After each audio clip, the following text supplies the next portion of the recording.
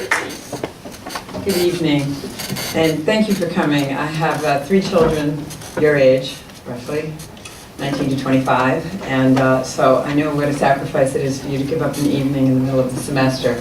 So thank you very much for coming, and thank you to the faculty and staff who's here as well. I have so many Scranton connections. In fact, I definitely am going home with one of your t-shirts. My father-in-law went to University of Scranton, and he was the first in his family to go to college. The family were coal miners from Ireland who settled in this area. Mined coal for one generation, next generation goes to University of Scranton. He ended up as actually a labor judge, an administrative labor judge for the Department of Labor. He's passed away now, but I married his middle son. They say about middle sons, they're always the tricky ones. I married his trickiest kid, the wild one, for 33 years. And I remember stopping here every single time I went to law school in Ithaca, so I would go Philly, Scranton, visit all the relatives, Ithaca, back to Scranton, visit all the relatives, go to Philly. So I'm very familiar with your town, and I'm really pleased to be here. So I'm shocked that anyone's here for a title with the topic of this book. I wanted to give it something of far more outrageous title, but Cambridge University is a serious press and they wouldn't let me do that. So I thought I would try and answer some additional interest, because I'm sure lots of you are not here about children's interests or family law. So I thought I would start by telling you about some insight to U.S. family law, sure, especially regarding the way it treats vulnerable children. The answer being mostly it gives adults what they want and thinks about children sort of after the fact and tries to make things up to them. But the publication of this book is also part of the story about academic discourse in the United States about things that are not popular. And in this case, the culture of family with respect to family structure. Because abiding by the empirical data, talk a lot about adults' responsibilities to provide children stable families, and if at all possible, to maintain their connection with their mom and their dad. And what I see is American family law doing something quite different from that. We're just saying adults do what you like, and if the children are suffering, we'll try and make it up to them at the back door. So I'll be talking about the state of academic discourse on subjects like this.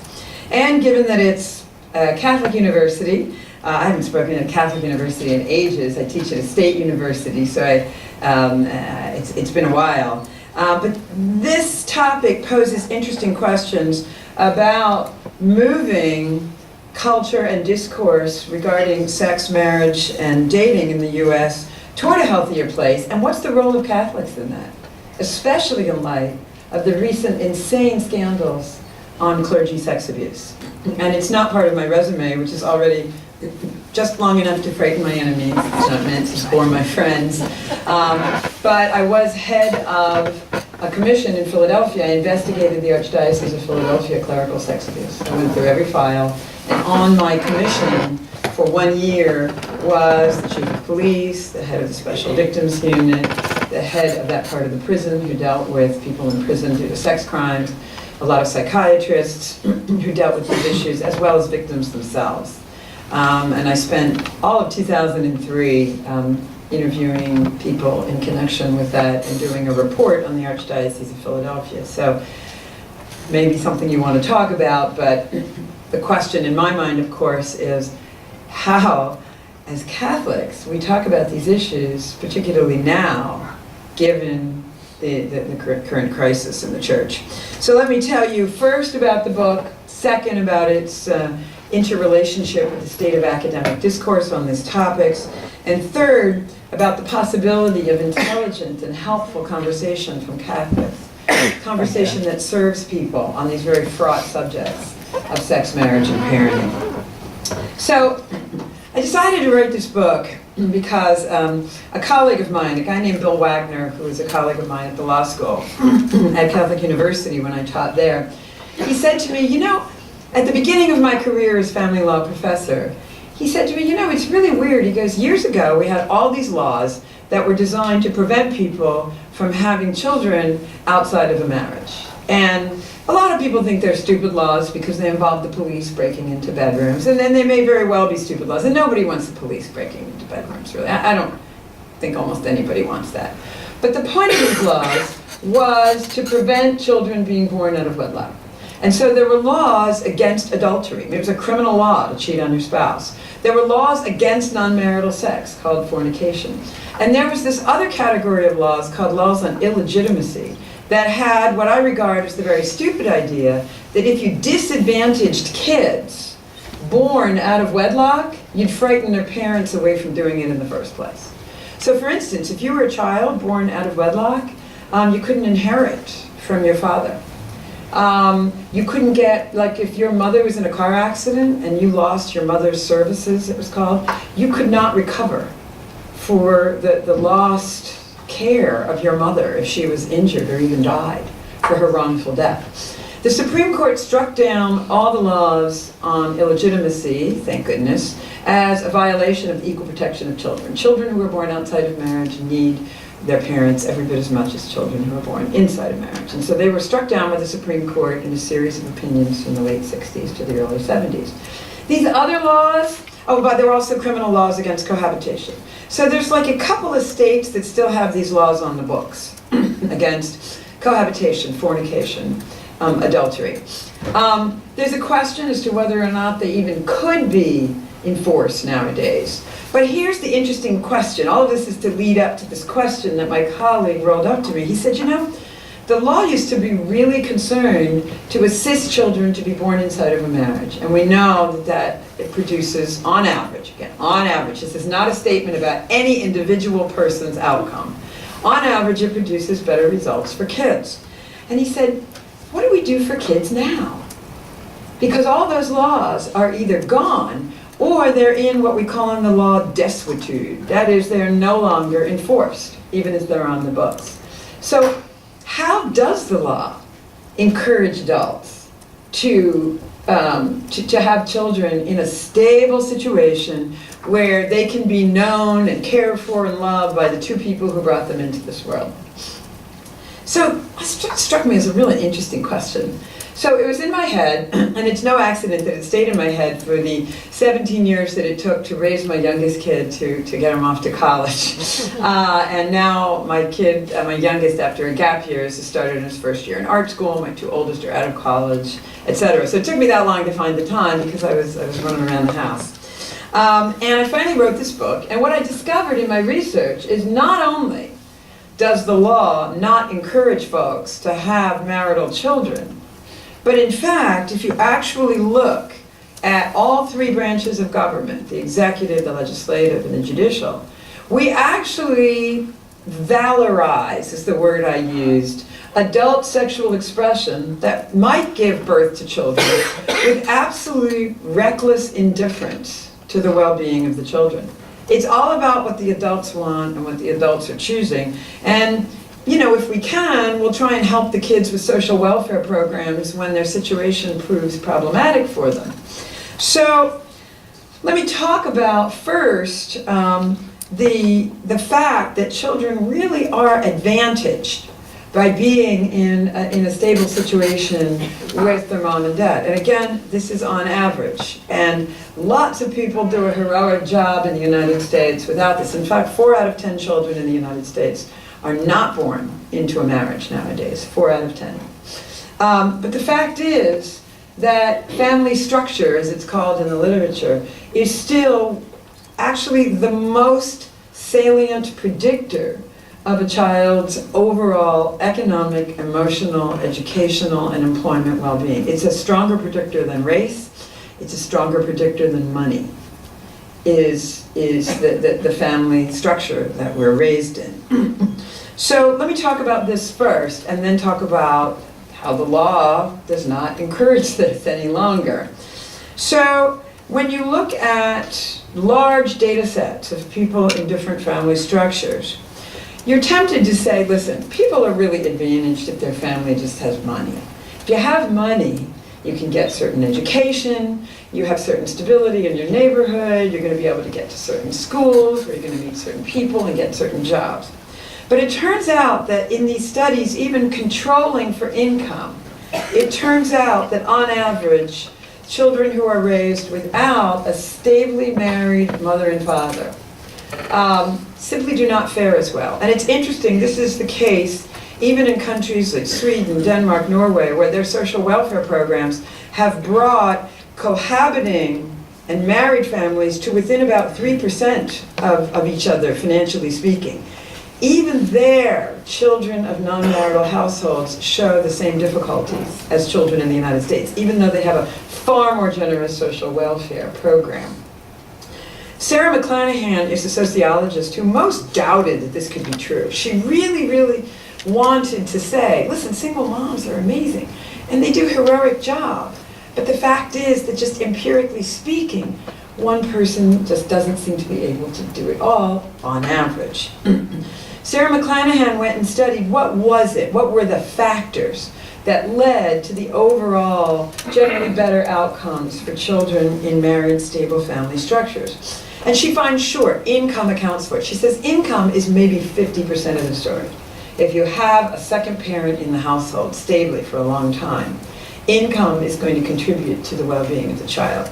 But she said the other 50% of the factors were more amorphous. They were things like the child having either a same-sex or an opposite-sex role model or person to figure out relationships between men and women with. It was the way that each parent supports the other parent's parenting. It was sort of just the complementary, different sort of physiological, psychological ways that each of the parents did parenting. It was also the fact that two stable people have different networks. We call it, we reduce this in economics to the terrible phrase of social capital and human capital. And it turns out, if there's two people, there's just going to be a lot more capital for you. Your father's going to say, oh, I know someone who knows someone who knows something that can help you. And your mother's going to go, and I know someone else who knows someone who can help you.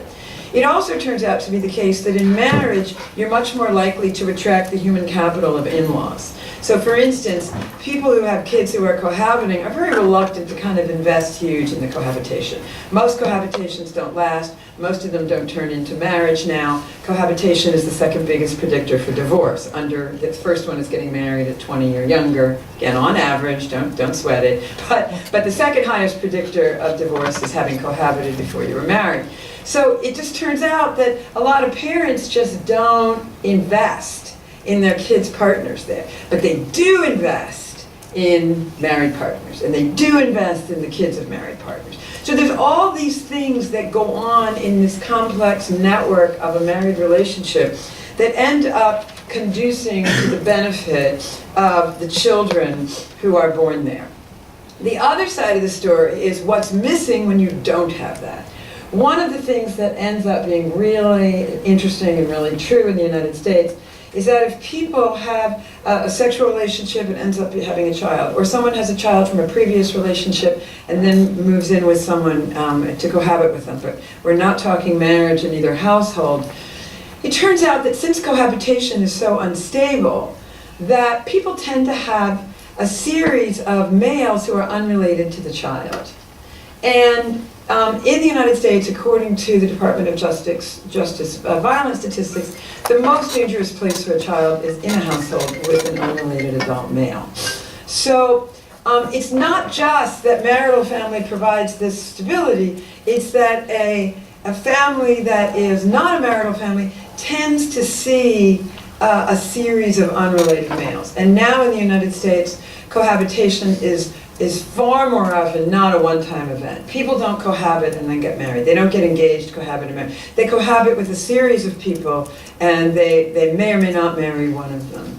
And because of this multiple cohabiting and also multi-partner fertility, in the US, of women who are having a second child out of wedlock, 70% of those children is a different father. So these family forms are very complex, they're fragile, and they don't provide the same kind of the strength of the trampoline for the child to jump on. There's people coming in and out of the house, there's different friends of these people, there's the evolutionary biologist who will tell you that the father who is related to the child is much more likely to make certain kind of investments than the father who is not related to the child. Then there's the intrinsic fragility of that relationship. He's probably not going to stay and marry the mother. Or if he does stay and he has children from another relationship, there's that complexity as well. And this is increasingly characterizing US households. Another thing that is what happens when you don't have stability is you often don't have a role model for boys. So 86% of non-marital households are single mother. In the US, it's been very constant. 14% of single-parent households are led by males, and about 86% are led by females. So an economist, first at Harvard, now he's at Stanford, a guy named Raj Chetty, has done some of the most amazing research on this. It has been replicated by others, but he had the most amazing data set. And he wanted to find out why there was this general perception that boys from single mother households were just lingering behind their sisters. He had a data set of 1 million kids who were brother-sister pairs, at least. So there was at least one boy and one girl in each single mother household. And he followed them from prenatal, so he could assess, did they have the same prenatal care? What were their APGAR scores, their scores that evaluate your health on birth? What was their prenatal care like? What was their postnatal care like? Did they go to the same schools? Were they raised by the same mom? And then he followed these people all the way to 26. And what he found was that boys in these households tended to struggle more. That verbally, emotionally, educationally, cognitively, they fell behind their sisters by like age 3 to 5. And they didn't catch up. And so Chetty says to himself, what is this? And so now what they're trying to figure out, and these studies are hard to design, is it that girls look at these single moms? My daughter's best friend is the child of a single mom who is, as we say in Philly, freaking amazing. I was born in Philly, freaking amazing. She's a lawyer, she's so cheerful, so can-do. She's changed her job so that she had this great schedule to work with the kids' school schedule, very smart, had her siblings involved in everything. And the girl in this household looks at her mother and says, women can do anything. Look at it, anything and everything, all at the same time. And as we like to say, in high heels, right? Everything. And so Chetty thinks, wow, maybe it's that girls in these households are looking up to a woman who can do everything, and they think that's the norm, and that's what they aspire to. He says maybe boys miss their dads. Maybe there's something about having a male there that could have assisted these boys, or could have assisted the mother to relate to the boys in a certain way. Or he says, maybe it's that mothers parent boys differently from girls, and boys are getting a level of parenting that's just not the same that they're giving girls. We don't know the answer. But the fact is that we're looking at what happens when you don't have this stability, as much as we are talking about what is present when you do have. The other thing that's happening in the US is because of different family structures, through two phenomena. One is called assortative mating, and the other is called intergenerational transmission of family structure. These family structures that you have, one of which advantages you a lot, others of which do not advantage you as much or disadvantage you some, on average, get repeated intergenerationally. So you come from a household where you've got married parents, they've got a little bit more income, they're probably in a safer neighborhood, schools are going to be a little better, expectations of other people in the community, social and human capital, helping you get summer jobs, go to colleges, internships, etc. You end up getting internships, going to school, meeting people like yourselves, getting married, and then passing on these same advantages to the next generation. It's called assortative mating. Let me put it this way. In the 1950s, men married their secretaries. Now, men and women who get married are very similar in their cognitive, educational, and employment backgrounds. Not too many gaps. Okay, assortative mating. And people at the top marry people at the top. And it's one of the reasons why we have this really high marriage rate among people who graduate college. Marriage rates are high, divorce rates are really low, and stability is really good. Then you have folks who either didn't graduate high school or just graduated high school, and the out-of-wedlock birth rate in their group is, if they didn't graduate high school, it's 80% of their children are born out of wedlock. If you graduate college, you know what the out-of-wedlock birth rate is? 7 to 10% max. That contrasted with a 70 to 80% rate.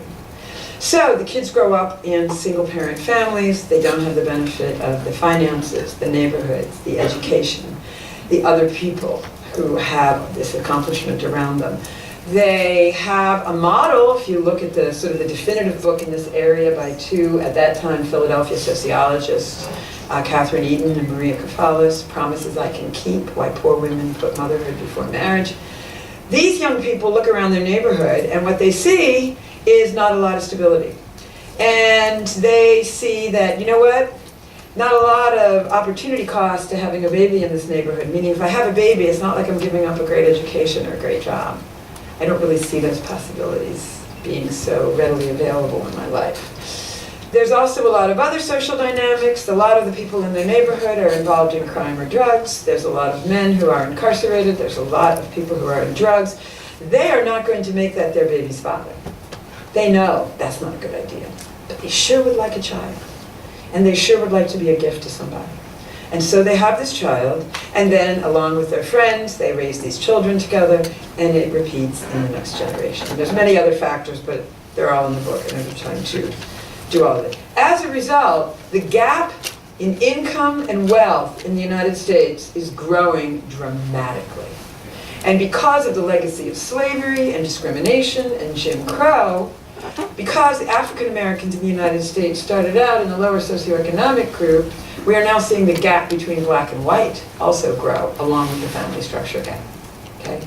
So in the US, non-Hispanic white is having this assortative mating and the privilege of the good education and two stable parents, etc. And starting from a background of less money, discrimination, etc., in the African American community, we are now having an over 70% out-of-wedlock birth rate, which is then getting replicated in the next generation.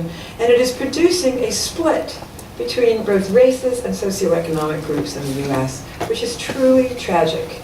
And now, new Hispanic immigrants in the US have about a 56% out-of-wedlock birth rate too. Okay? And it is producing separate lives. Separate lives, right? When you think about what, brought us together, there were sort of some shared institutions and values. I have a story that I absolutely love, and then a contrast with that, which is I was participating in a Muslim-Christian dialogue about the family with a bunch of female Muslims from Iran and Saudi. And one of them was Saudi Arabia. And she's a lawyer. She's not technically allowed to be, but her dad had influence, so they're going to get a law degree, and she sort of practices on the side, even though she's not allowed. And we're having a conversation about this. And our conversation is fine. We're talking about law of the family, etc. And it's, sort of formal, academic. And then her phone rings. And it's her husband calling from Saudi Arabia. And he needs to get the kids off to school, and he can't find their school uniforms. Does anybody want to chuck all the men here and just go totally, yeah. And anyway, she puts the phone down. In those days it was a flip phone, and she snaps it and she goes, "Do you freaking believe this?" She goes, "I'm here in Washington, D.C. My husband's in Saudi Arabia, and he's calling me to find out where the uniforms are." And every woman at the table burst out laughing because somehow I had washed my children's uniforms for school every day. My husband could, 365 days, he could never find the school uniforms. It was just so funny. That it's just so, anyway, at that point, we burst out laughing, and we had so much in common, and our dialogue just became like, we kind of understood the dynamics of family life, having had this shared experience. I contrast that with an experience that I was with some really poor families. I was working in a shelter in DC, and there were a variety of families, some people like myself, middle class, some people really poor, and some of the middle class women were talking about something related to their husbands and what we were doing vis-a-vis the kids' sports teams that we were working on.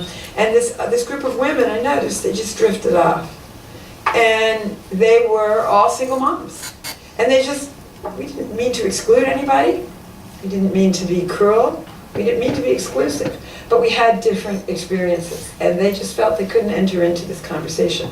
There's this sort of like fundamental sort of things that all women, or most women, used to share about family life that are now drastically different for the privileged and the poor in the United States. Okay? So it's a real issue, family structure. And I will tell you that all the things that I've spoken to you about can be found as easily in the academic literature that is entirely on the left, that comes out from the Brookings Institute, or from, you know, from very left, openly left professors all over the United States, as well as agreed by professors on the right. Okay, this question of family structure is no longer a question. We know it matters. So now, what's the government doing about it, right? I think laws bursting into people's bedroom are stupid. I also think that the laws punishing children for what their parents did are stupid, and I also think they're unconstitutional. Okay, and they're all gone. So what's the feds doing? What I chronicle in the longest part of the book is that they're not doing anything right that you would expect on this, and they are rather saying, listen, if the adults want to express themselves sexually in any way, so be it. It's a constitutional right. And we'll try and help the children later. So we have adult rights at the front door, and we have children's interests at the back door of family law. And here's what I mean by that. So I'm going to bore you a little. For those of you who want to go to law school, this is your lucky night. I'm going to try not to be too pointy-headed. So, in a series of opinions from 1965 to 2015, so exactly 50 years, the US Supreme Court laid out, in a series of cases, adults' rights regarding sexual expression. And by sexual expression, I mean any sexual act. Any sexual act. Let's just leave it at that general. They did so, and here's where it gets a little pointy. If you know anything about the Constitution, you know the word sex is not in it, right? You know the word parenting is not in it. The word marriage is not in it. The word contraception, the word abortion, the word same-sex marriage, none of that is in it. How is it that the US Supreme Court has discovered a right to each of these things in the Constitution when the Constitution says nothing about them? Here's your little legal lesson. So in the 14th Amendment to the Constitution, it says the government shall not deprive citizens of life, liberty, or property without due process of law.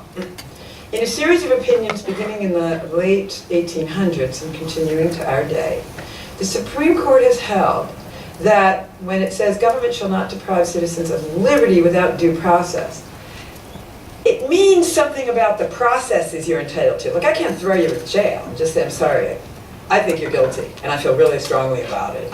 So, you know, you're done for. Me and 5 of my friends think you're guilty. Me and 1,000 of my friends think you're guilty. No, okay? You have to give you due process. What does that involve?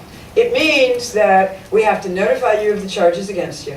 We have to have a certain amount of evidence before we can bring you in or search for further evidence.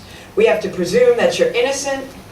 We then, if we're getting you in a criminal charge, something, you know, that's a crime in the United States, we have to prove it beyond a reasonable doubt. If it's a civil charge, like, you know, you failed to repair your steps after knowing 100 times they were broken and somebody fell down and they broke their nose, then we have to prove it by a preponderance of the evidence, more than 50%. We have to give you the opportunity to defend yourself. We give you, in some cases, the right to be evaluated by a jury of your peers, and so on and so forth. This is called procedural due process. Well, the Supreme Court decided in a series of opinions from the late 1800s to the present that there's also something in the 14th Amendment called substantive due process. That is, that there are certain actual substantive rights, not about process before a court or lawmakers, but substantive rights that you have that, while they're not mentioned in the Constitution, are so clearly a part of the fabric of our freedom as Americans, that we're just going to claim that they exist by virtue of 5 members of the Supreme Court declaring them to exist as a matter of due process under the 14th Amendment. Okay? Is that clear? That's substantive due process. In the early days, the Supreme Court substantive due process jurisprudence were, interestingly, cases about parents' right to educate their children. So the state of Oregon forbade parents from sending their children to Catholic schools. Catholic schools were forbidden. They had to go to private schools and nothing else. And a bunch of nuns got together and brought a case at the Supreme Court and won the right for parents to decide where to send their kids to school. The state could not decide how kids get educated. One of the earliest substantive due process cases. So you kind of get the feel for it. And one of the ways of deciding what is substantive due process is the court goes and looks at a bunch of the laws of the states and says, wow, if the vast majority of states through our history have agreed on something, that's part of the fabric of our nation, of our freedom. We're going to say that that's substantive due process. Okay? So for instance, there was a zoning law that said a grandmother couldn't live with her grandkids if she lived with more than one of them. What were they doing? Well, they were trying to prevent grandmothers from getting grandkids in different school districts, by just living with them temporarily at one point. But the Supreme Court says, you can't tell blood families they can't live together. Are you kidding? And they go and they look, and no state had ever split blood families. You know, and everybody understood that extended family had been a great blessing to the nation. You know, grandmas, aunts, uncles, raising, helping out with the family. Anyway, so you get the idea of substantive due process. Beginning in the 1960s, it started to be applied a lot to sex. Okay? So in the 1965 case of Griswold versus Connecticut, the Supreme Court strikes down Connecticut's ban on birth control. Bans on birth control had been around for like 100 years because they thought it encouraged people to have non-marital sex. Birth control fails a lot. You're going to have a lot of non-marital kids. Banned. Most states had gotten rid of it. Connecticut still had it. Case goes to the Supreme Court, and the court says, you know, the Constitution does not articulate a right of privacy, but it seems ridiculous that we don't agree as a nation that people have a right, married people have a right to the privacy of the marital bedroom. It's ridiculous to think we don't. So we're going to announce a privacy right broad enough to cover married people's right to use contraception. Bam. That's the holding in Griswold versus Connecticut. That the Constitution has an unwritten privacy right covering just married folks' right to use contraception. 1972, there was this guy named Bill Baird who came to the campus of Catholic U in Washington, where I live, and started handing out birth control. I think he did it there, he did it at Boston College. He came to just Catholic schools and handed out birth control just to tick off the church. And he's brought up on charges. Case goes all the way to the Supreme Court. You can't give birth control to single people. And the Supreme Court says, you know that thing we called a right of privacy that applied to married people? Actually, they said, it's a substantive due process right. It's in the 14th Amendment for people to make decisions about matters so fundamental as whether or not to bear or beget a child. So now the right of privacy leaves the marital relationship in the bedroom, and it is now in your head. It's your right to make decisions that are fundamental to you about whether or not to bear or beget a child. That's the new substantive due process right. Coincidentally, Roe versus Wade, which got argued right before this case, called Eisenstadt, and then gets argued again right after this case, when the Supreme Court got 2 new members, Roe versus Wade, which is about whether or not there's a constitutional right of abortion, looks at Eisenstadt and says, bingo, if there is a substantive due process right to make decisions about matters so fundamental about whether or not to bear or beget a child, it sounds like it includes abortion to us. And I can't go through all of Roe, we don't have time, but the Supreme Court did this utterly ridiculous analysis of the word person in the Constitution to see if it included unborn humans. And not surprisingly, they found that it did not include unborn humans, because the word person in the Constitution is like, who can be elected a senator? Who can be elected a president? Like, obviously that wasn't going to include unborn persons. It was kind of it was a sort of a sham search. What we really did know is that in the United States, ever since scientists discovered the ova and the events of conception, that is, ever since we left the Aristotelian model of reproduction, where the man transmits a tiny little baby into the woman and then it's ensouled at 40 days for the male and 80 days for the woman, ever since we knew how it really happened, the laws began to change to reflect respect for human life since its beginning, led by doctors who understood what conception was. So by the time we get to Roe v. Wade, every state in the nation had banned all or most abortions. A few states were beginning to allow some.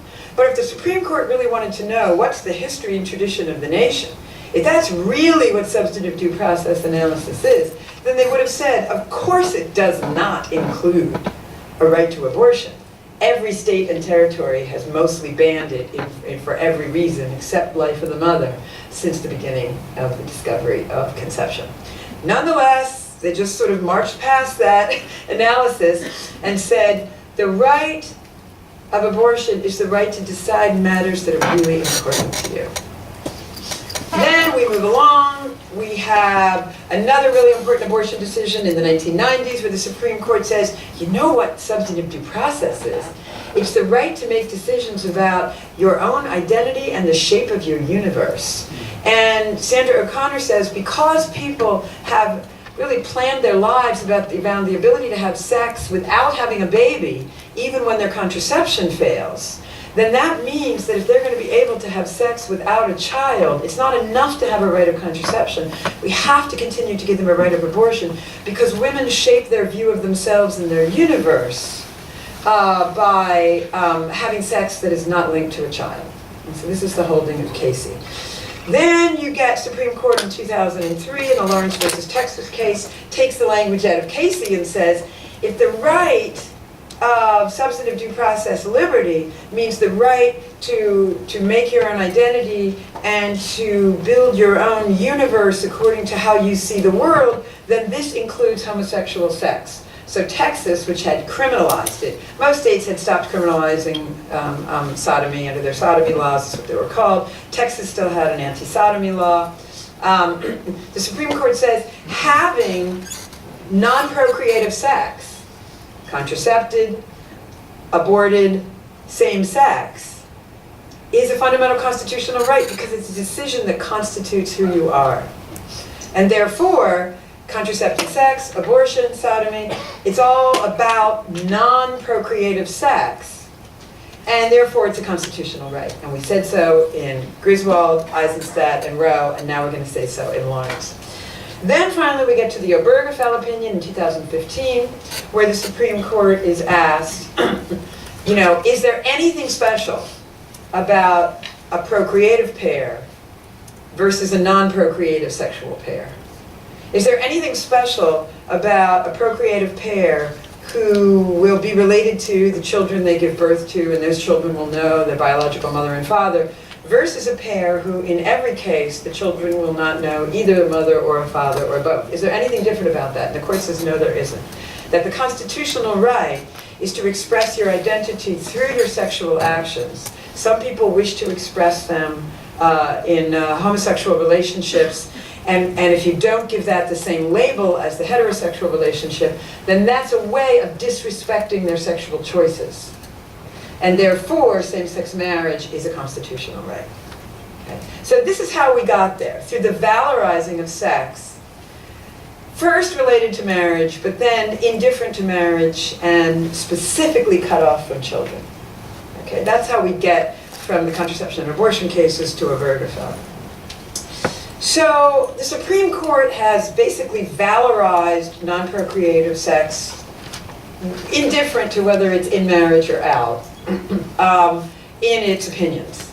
We also have, and I don't have time to go through all of this, what the executive agencies have done, the Health and Human Services, etc., for a while, under Clinton, Bush, and Obama, not so much under the Trump administration, but Clinton, Bush, and Obama, they were all quite similar under Health and Human Services. And basically what they're saying you looked at their websites, you looked at their cooperation with Planned Parenthood, or with the group that was called the National Campaign to Prevent Teen and Unplanned Pregnancy, now they're called Power to Decide. And basically they said, listen, having sex is a way of expressing yourself as an individual. If you want to have a baby, go ahead and have a baby, married or single. You don't have to do anything except what makes you happy and pays the bills. I'm quoting from their websites. If you don't ever want to have a man in your life, that's fine. Just make sure that you only have a child when you consent to it. And so it's all about adult will, right? Nothing on those websites about whether it would be a good idea for the child to be in a more stable environment, whether it would be a good idea for to think about marriage when one was thinking about having a child.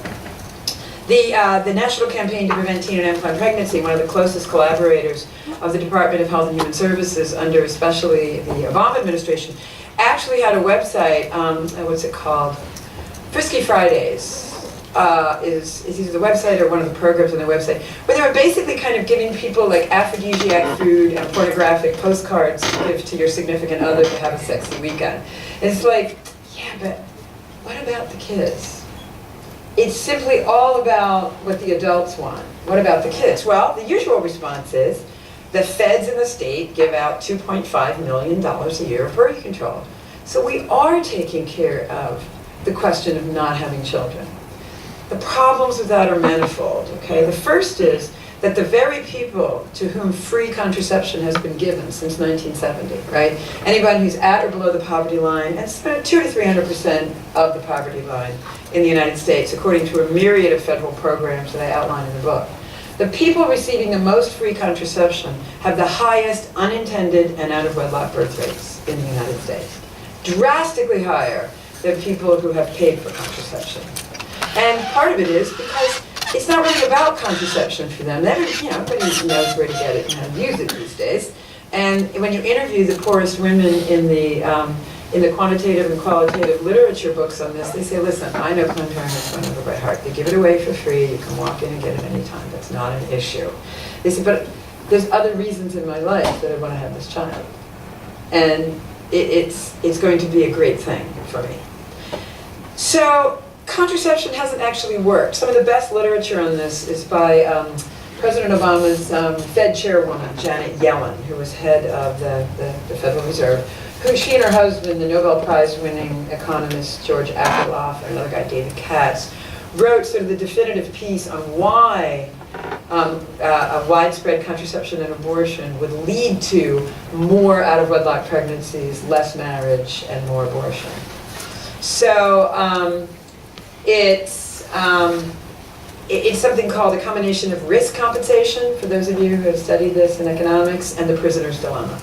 When sex becomes expected, for one individual person at a time, as the price of a relationship, it becomes harder and harder for someone to say no, that's just not going to be part of the relationship. And you just get more semi-unwanted sexual relationships, more out-of-wedlock pregnancies, and more out-of-wedlock births. Okay, so it turns out that what should work on an individual basis, contraception should prevent these pregnancies, on a social basis, it has sort of its own laws.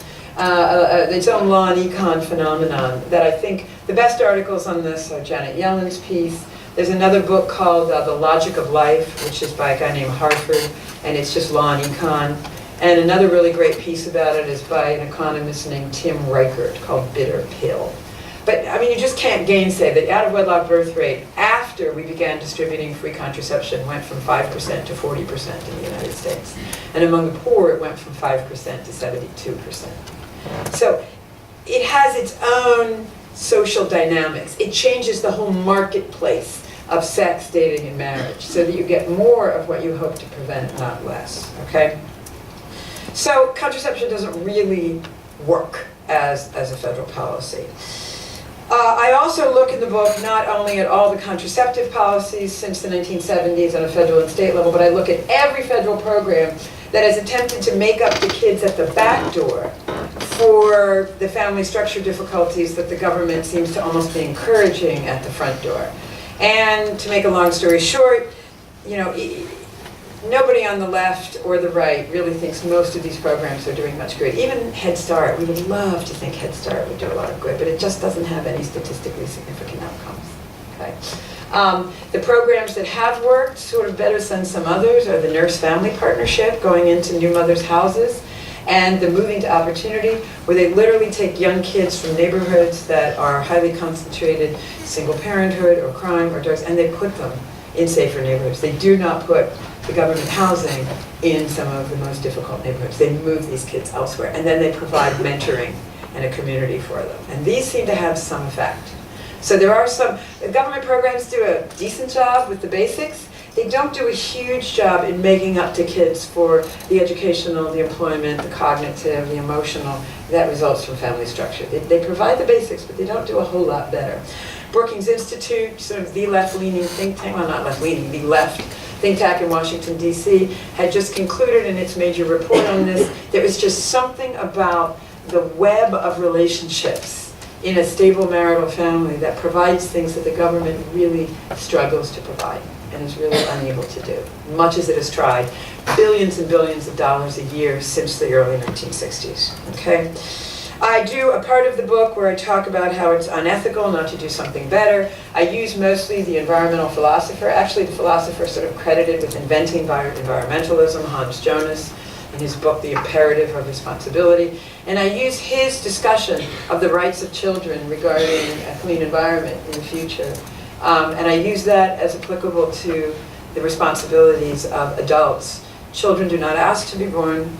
Parents create children's family structure at the moment of conception.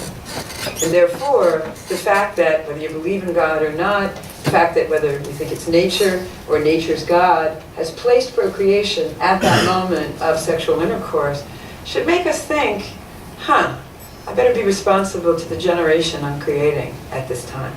And it's a whole different way of thinking about, the Catholic Church talks about the unitive and the procreative purposes of sex. And those are not words you actually hear anywhere outside that sphere, right? Like, when's the last time you had that conversation with anybody? But the idea that God, that nature, has put every single new human life at the intersection of the man and the woman, and that we know that they flourish with the stable care of those parents, now that's interesting. That's telling.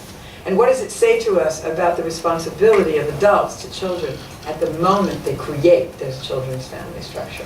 So I do an ethical and anthropological analysis of that. Finally, I do a final chapter where I talk about the government's responsibility to, I don't think I call it this, but I call it stopping stupid, okay? Sort of like, just stop promoting adults' interests over children. Just stop. Like, we know you can't do a lot of detailed, tremendous good, inside each household, but you could stop valorizing and promoting the stupid stuff that is resulting in problematic family structure formation. I also talk about a variety of government programs, the ones that do work. I talk about them in particular. I propose some other possibilities that I'm reading about that are not formalized government programs yet, but could be. I also suggest that sex ed, which has absolutely no track record of reducing out-of-wedlock pregnancies or births, that sex ed be changed into marriage and relationship education. Most people want a stable marriage and relationship. The most convincing University of Chicago study about American sexual preferences is we'd like to have someone who had our back. We'd like to have someone who was there for us. At least we'd like to have a text the day after we had sex. Like, that would be a good start, right? But then we'd really like someone who would really be there for us.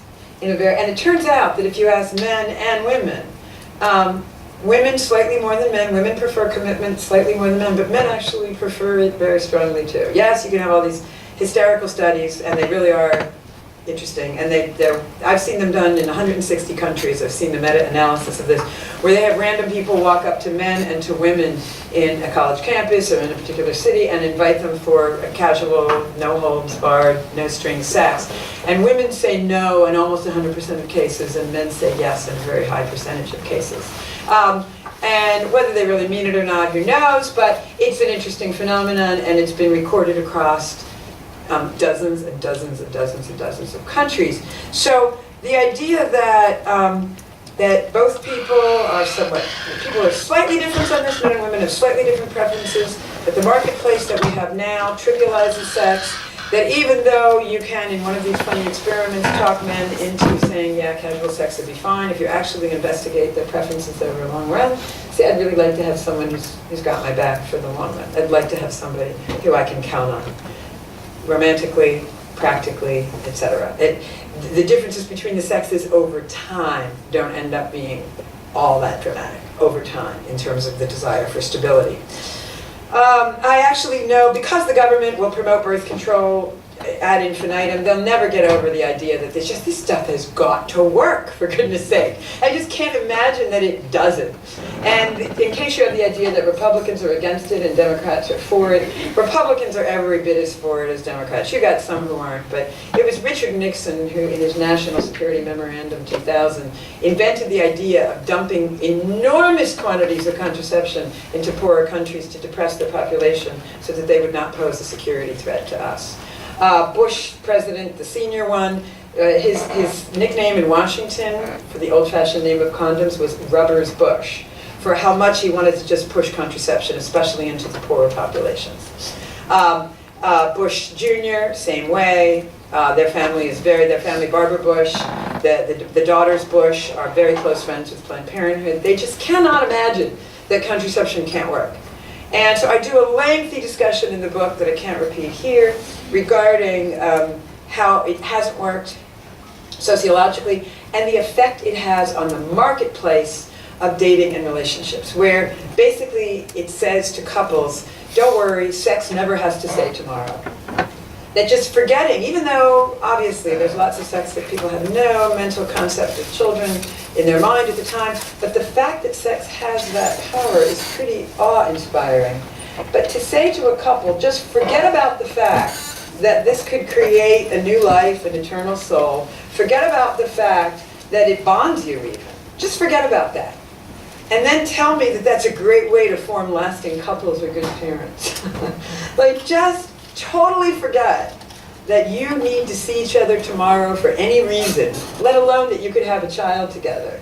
And that we think maybe this is a good way to build relationships. Okay? So I do some discussion, and I use all the hookup books that are out there. I use Christian Smith at Notre Dame, who's a marvelous sociologist who's done some wonderful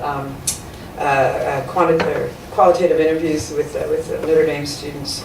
And I recommend at the end that if you're going to give out $2.5 billion of birth control a year, maybe you ought to at least consider a little warning on it. And here's what I recommended in the book.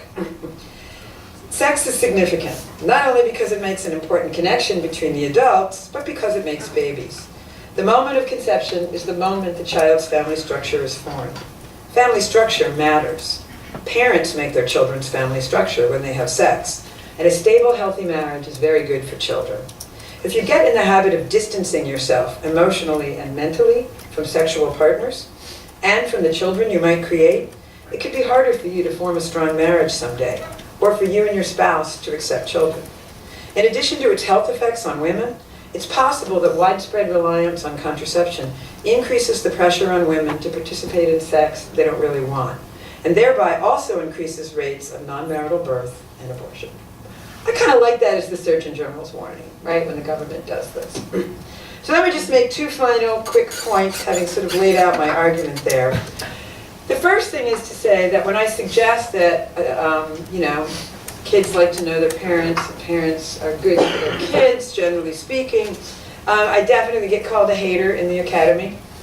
Supposedly I hate people who are single parents, supposedly I hate people who are gay or lesbian, and I point out that this has nothing to do with hate. This has to do with a sort of an option for the vulnerable, that I'm really trying to look after children's interests, and it turns out that sometimes adults have to sacrifice for children. I mean, that's obvious.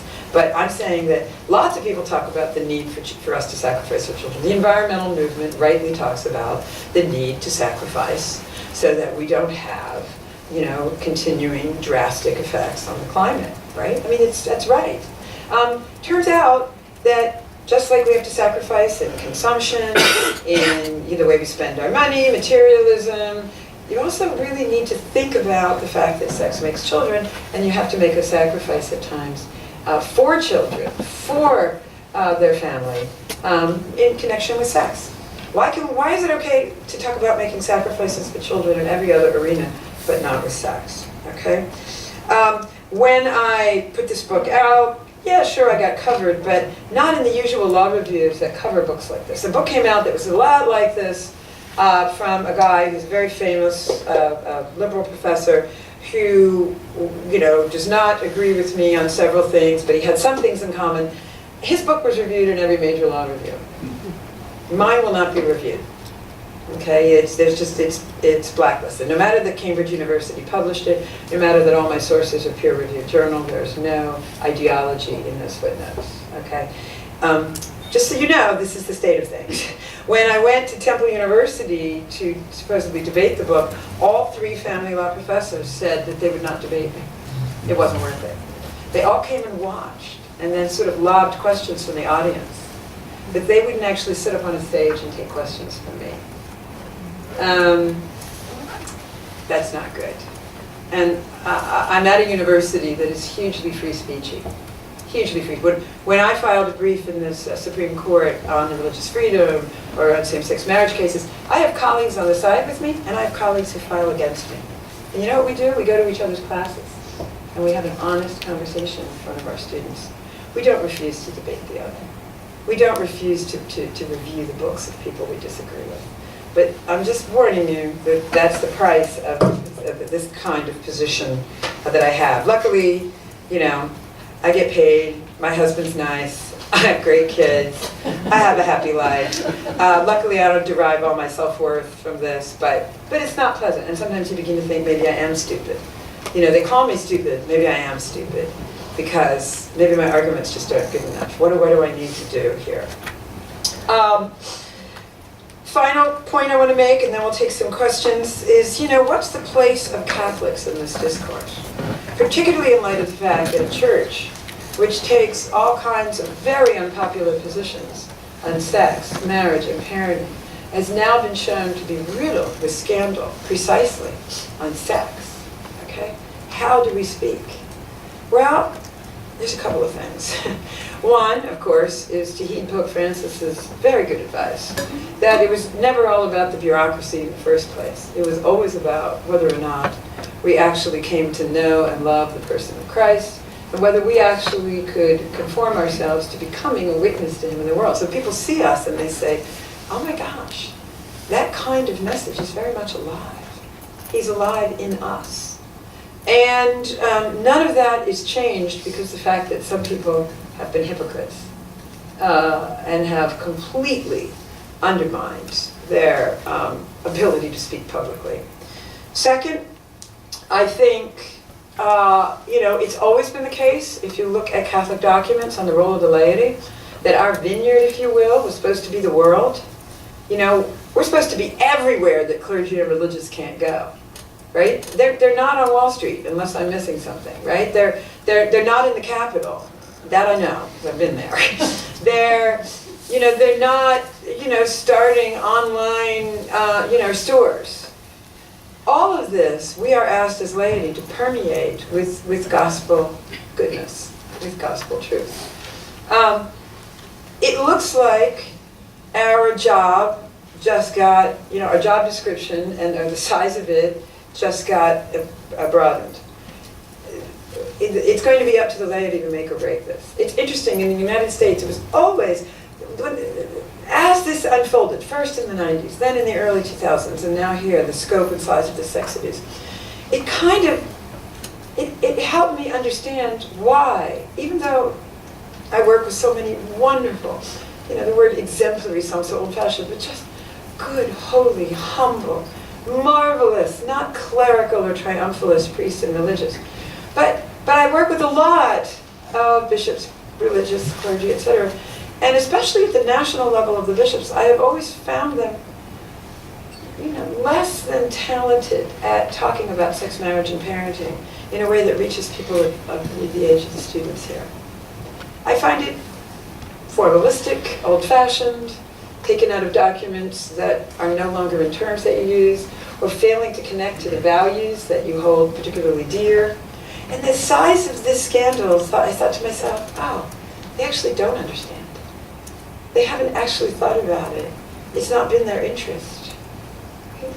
And lay people have to do this. The only reason there's any people in the United States at all who still really like the church's teaching that contraception is problematic is because of the women and men who lived either, you know, using synthetic hormones or using natural family planning and came to experience it. Humanae Vitae would be a dead letter had we left it to clergy and religious to put forward.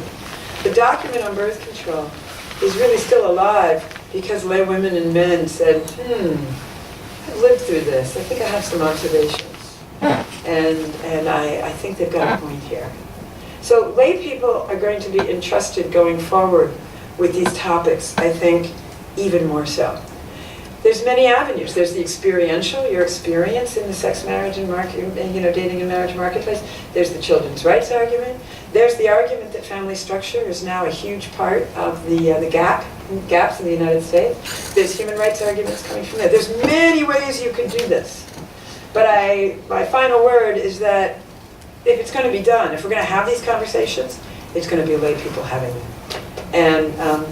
And people like yourselves, at your age and in your generation, who will be highly credible if you can reflect on the experiences you're having out there and reflect on them in light of the church's teaching.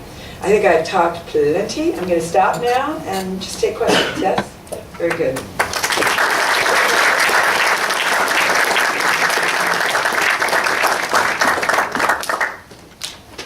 I'll just call on people as I see you. Try to be...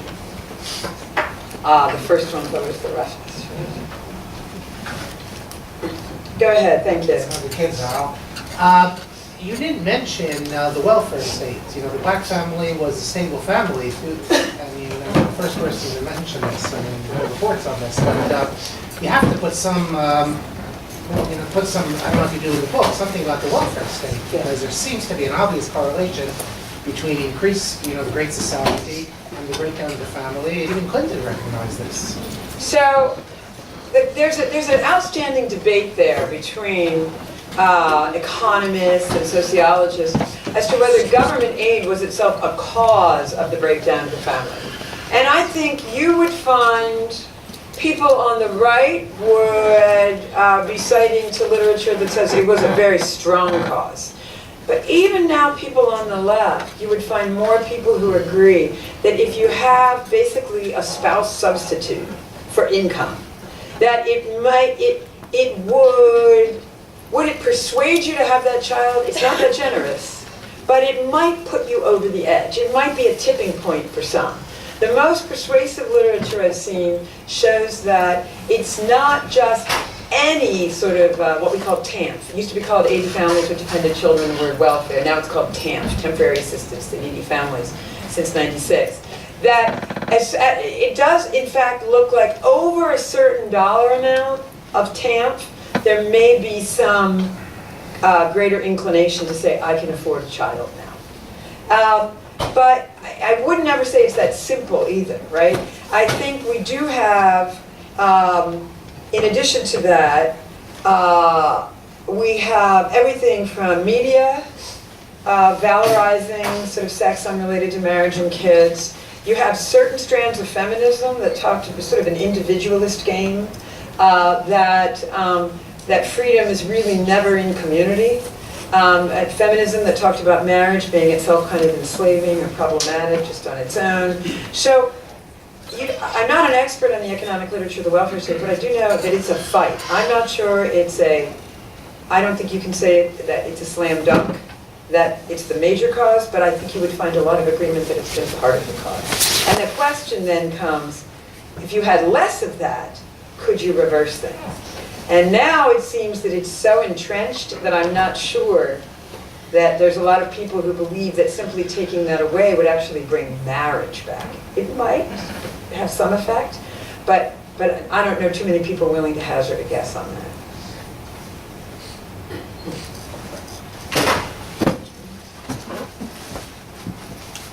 Yes? I wonder, high school lecture was wonderful, and your concern is stupid. It was really good. Thank you. We're concerned about that, you're saying. But I was wondering, you walked through some Supreme Court decisions and some public policies, and I was wondering, are there any that if you could, maybe one or two, but if you could really institute, that you would say, this is going to turn the ship around a little bit? There's no one or two that I think is most effective. There are so many factors.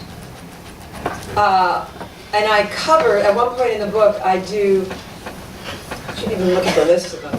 The interplay between cultural and philosophical factors that were swimming at the same time the Supreme Court was coming up with these. And to tell you what these are is to tell you how hard these are to reverse. So one of them is individualism. The idea that you're more free when you're following your own plan or path than you could possibly be encumbered with another person in an interdependent way. The idea of happiness as a right, the cult of happiness in the US, and that links with sex as pleasure and happiness as sort of a primary conception of sex versus sex as also bonding or pointing toward tomorrow, family, kin, future, love, marriage. Another really interesting one that I discovered in the literature, I would never have thought about this, breaking sexual taboos as itself progress. It's a fascinating, you can look at, there's an Israeli sociologist, Eva Illush, Yale PhD, English literature guy, Robert Oscar Lopez, Charles Taylor. The idea that transgressive sex is itself, is itself progress. So that every time you break a taboo, you're winning. Really? Are you winning? Maybe you feel like you've been had. Maybe you feel degraded. Is doing sex that used to be considered taboo, is just doing it really freeing? There's this huge strand in literature and culture that it is. That, these are the brave women. I remember seeing, anybody watch Downton Abbey? When Mary decides to test out one of her beaux after Matthew by going to a hotel with him for a week, and I think it comes to her father's attention. And it was just, there's an expression called retro-progressivism, where we put like current ideas into old times. And Downton Abbey was retro-progressivist in the extreme, and her father goes, "I'm proud of you. You're so free. You could run a small country." And I'm like, what? She met her boyfriend in a hotel for a week? This makes her powerful and smart and free? Really? Like it just doesn't compute. But that is this sort of transgressive sex as freedom. Huge theme in both literature and in life. Youth culture, the idea that anything that sort of is not dealing with responsibility or anything young people want to do or do is sort of what is free and what is happy and what adults aspire to. A reduced valuation of children, the idea that children cost too much, they're a drag on women's careers, they take up too much time, et cetera, et cetera. The idea of technology as progress. This is why the government just cannot give up the idea, despite contraception's it's had 50 years to do what they said it would do. And everything's gotten, all the data got worse on them. But they can't give up the idea that technology is progress. Sex and materialism. The idea that sex is a thing to consume.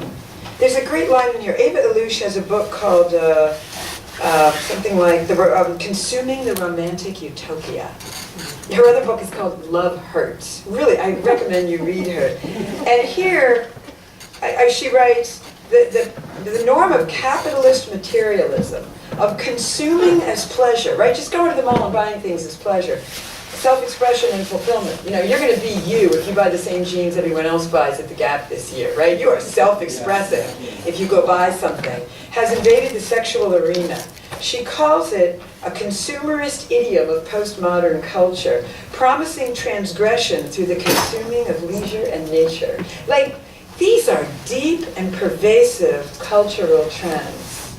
And the idea that any one thing could undo them. Part of me thinks that the pendulum will help. That, like a lot of people your age are expressing in polls anyway, that they'd like dating to be a little different than it is. They'd like to date more often, date a little earlier. They don't want to have to cohabit multiple times as sort of the price of dating or the price of getting married. They don't want to have sex as early as they're having it. That's kind of a very generalized finding that repeats this. I wish I'd waited at least a little longer. And if you wait, the longer a person waits sexual debut, at least up into like the 20s, it's correlated with a more stable marriage. just waiting for, the earlier debut is correlated, but it's a selection factor too. People who have really early debut also have some other issues going on, very likely. But the later debut and fewer premarital partners predicts for just a more stable marital relationship. So all of this is, when the New York Times and the Atlantic are writing about this, when cohabitation is being doubted in the New York Times, we're getting somewhere. And so I think maybe we're just seeing a pendulum swing to, well, we tried all of this, but maybe it's not working. So that's, I think, going to be part of it. I do think we have to be, Isabel Sawhill, who's sort of one of the strongest, she's a sociologist on the left, says the government really has to just come out and say, we'd really like to have marital parenting, please. But of course, the other things you're going to need is because you have an entrenched poor in the United States, that, if I may just soapbox for 1 second, neither political party does much for. If you really want to improve the lives of the poor, you're going to have to do something way better than they're doing. Neither party. Everyone's about the middle class or the well-off. And you really are going to have to give more hope for a living wage, for the possibility of marriage, for less drug addiction, for lesser rates of incarceration, somehow in these communities. And the problem is that is very intertwined with having a dad in the house. So you've got to work on both at the same time.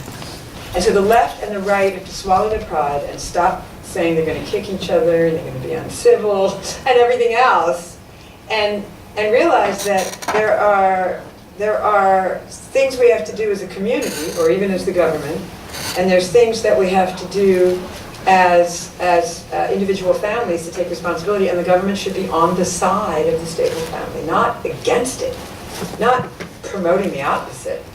So it has to be both, which means there's room for both political parties to do something. Yes? There's hope for overturning Roe and moving abortion up to states, putting more restrictions on abortion. Yes. What kind of process would it look like for reversing the idea that a same-sex union is just as good as a marriage union? So here's the deal. If the Supreme Court just decided to go on principle, then even people who really support same-sex marriage think Obergefell is an utterly stupid and non-legal decision. It really wasn't based on law. It was based on Justice Kennedy's thoughts that day, or for 90 days or something. But it's not actually, it doesn't even pretend to actually be a legal opinion. It's true. It's more of a political statement like, this is who we are as a nation. Why? Because I think this is what freedom and progress means. So if a Supreme Court was to actually read the Constitution, they would simply say very clearly, listen, states, if you want to have same-sex marriage, if you want to have abortion, go for it. If you want to ban it, go for that. But the Constitution is silent. It's silent. I'm not sure, so 2 of my colleagues clerked for Kavanaugh, 2 of my female colleagues were Kavanaugh clerks, and then another colleague of mine worked with Kavanaugh at a law firm for several years. And they indicate that he is an incrementalist. And one of my, a friend from a reading group in Washington, D.C. is married to Justice Roberts now. And Gorsuch teaches at my school, as does Justice Thomas. So based on all the background information I can get there, plus looking at their jurisprudence, the thinking of many people is that they will make incremental strides in these areas, that they believe it would be too destabilizing for the country to actually say, listen, I gotta come clean with you, the Constitution doesn't guarantee any of this. And so you would have things like a more sort of rational reading of what a health of a mother abortion is. Now it can include anything, there's no limits to a health abortion.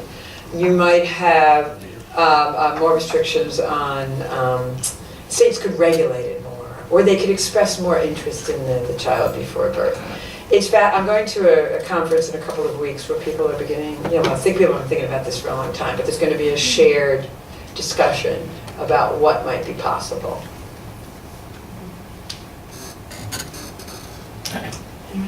Yes?